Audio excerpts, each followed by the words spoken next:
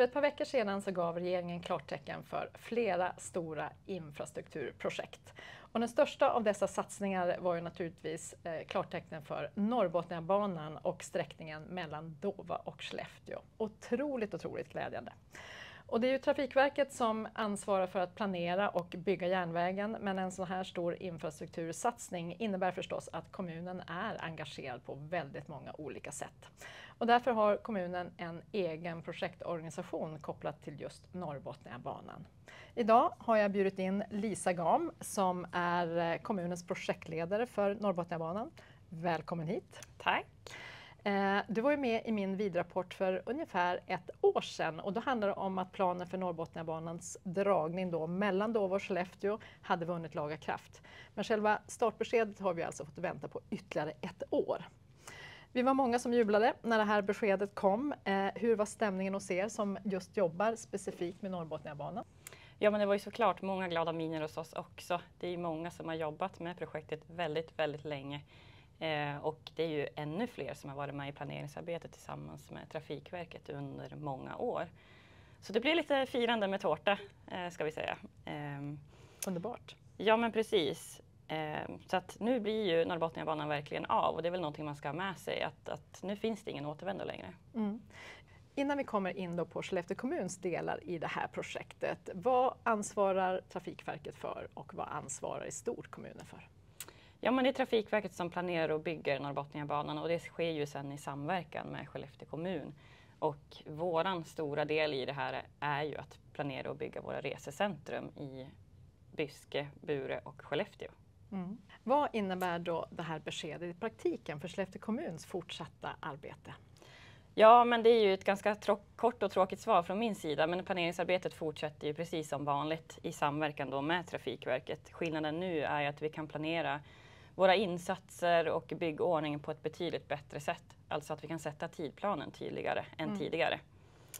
Men under projektets gång har ju mycket arbete redan genomförts. Vi har ju tagit fram nya detaljplaner, vi har ändrat detaljplaner, vi genomför lantmäteriförrättningar som pågår just nu.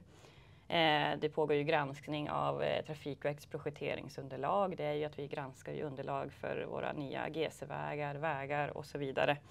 Kopplat till de här nya passagerna då för järnvägen. Vi fokuserar också på de här gränssnittsfrågorna mellan kommun och Trafikverket och det kan handla om behovet av att bygga en stödmur. Det är någonting som då vi behöver för att bygga både resecentrum men som också Trafikverket behöver för sin järnvägsanläggning.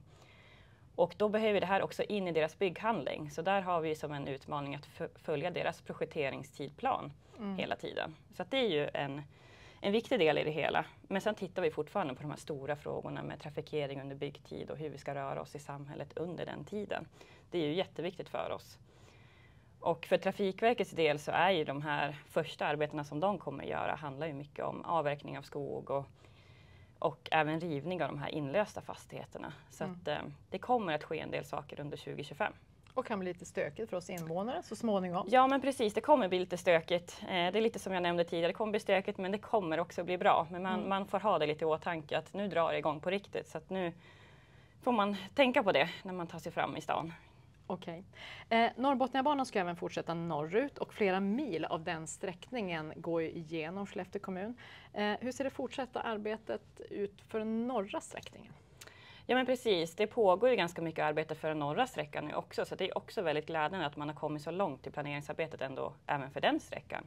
Just nu är man ute på samråd då för ett antal linjesträckningar för den norra delen av Norrbotniabanan och där har Trafikverket presenterat ett antal linjeförslag då, som de kommer fortsätta att utreda. Och här har man möjlighet att skicka in sina synpunkter senast den 2 mars till Trafikverket. Men det kan man ju läsa mer om på deras hemsida då. Just det.